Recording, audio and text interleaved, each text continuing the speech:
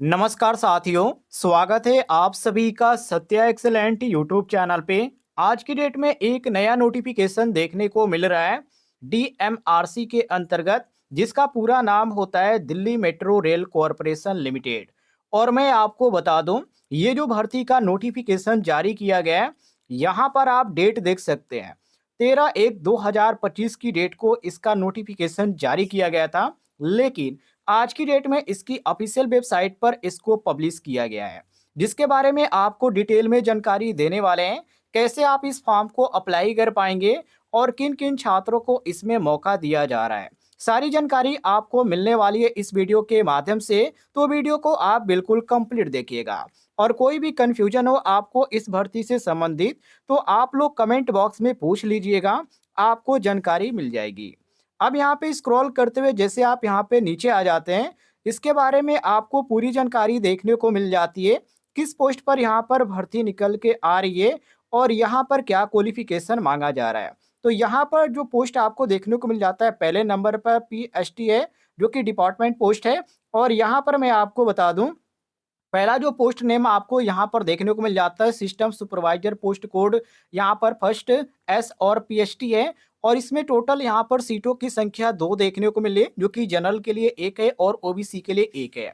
इसमें कौन से छात्र अप्लाई कर पाएंगे, तो पहले जो यहाँ पर अप्लाई करने की बात किया गया है, 3 year regular engineering diploma in electrical trade से आपका होना चाहिए, या आप 4 ईयर रेगुलर कोर्स बीई या बीटेक आपने कंप्लीट कर रखा है इलेक्ट्रिकल से। किसी भी आप यहाँ पर कर किए हैं, चाहे आप इंस्टीट्यूट से किए हैं या यूनिवर्सिटी से किए हैं, तो आप अप्लाई कर सकते हैं। लेकिन ध्यान रखिएगा, इसमें एक्सपीरियंस भी मांगा गया है। एक्सपीरियंस आपके पास होना चाहिए, जो कि यहाँ पर एक्सपीरियंस जो मांगा गया है, यहाँ पर कंस्ट्रक्शन से मांगा गया है या मेंटेनेंस से मांगा गया है, या आपका सिस्टम इन रेलवे से है या मेट्रो से है, तो आप यहाँ पर अप्लाई कर सकते हैं।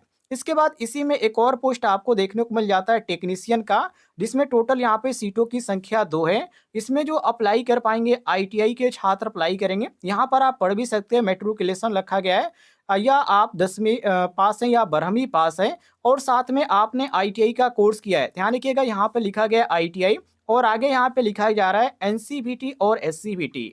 तो आपने आईटीआई चाहे एनसीवीटी से कर रखा है या एससीवीटी से कर रखा है, दोनों लोग अप्लाई कर सकते हैं।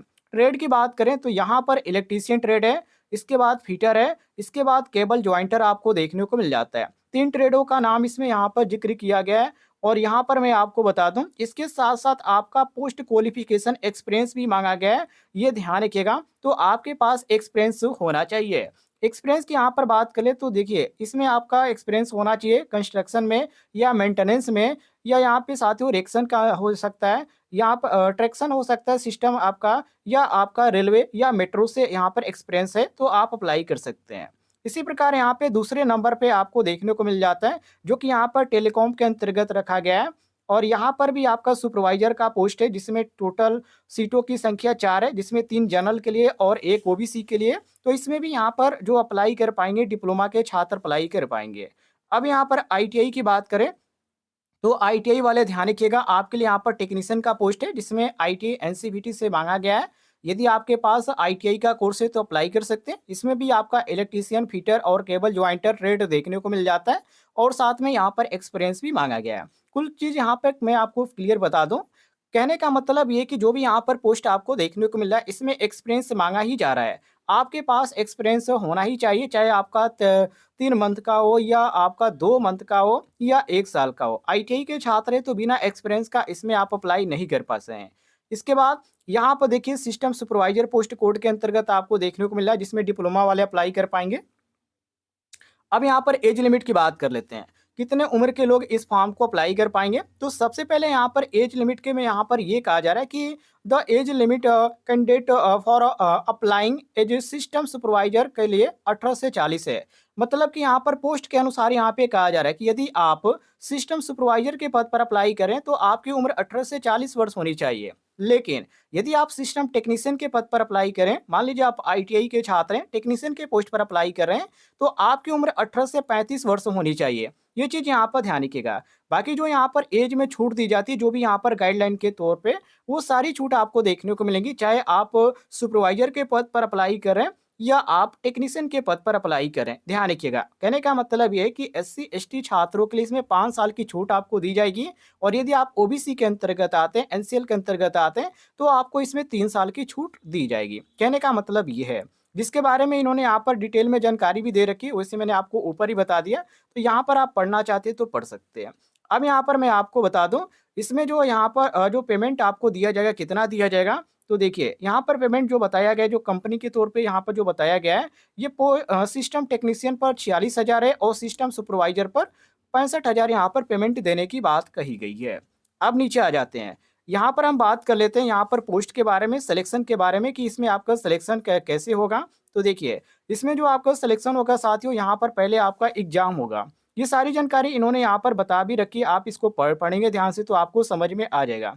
जैसे कि यहाँ पर देखिए, पहले यहाँ पे कहा जा रहा है कि आपका एग्जामिनेशन होगा, मतलब एग्जाम होगा और यहाँ पर आपका इंटरव्यू भी कराया जाएगा। इंटरव्यू के बाद आपका मेडिकल भी एग्जाम होगा। इसके बाद आपका जो होगा, यदि इसमें नाम आता है, लिस्ट में नाम आता है, सभी कैंडिडेट का यहाँ पर मिलाया जाता है, परसेंटेज यहाँ पर मिलाया जाता है, कंडीशन देखी जाती है।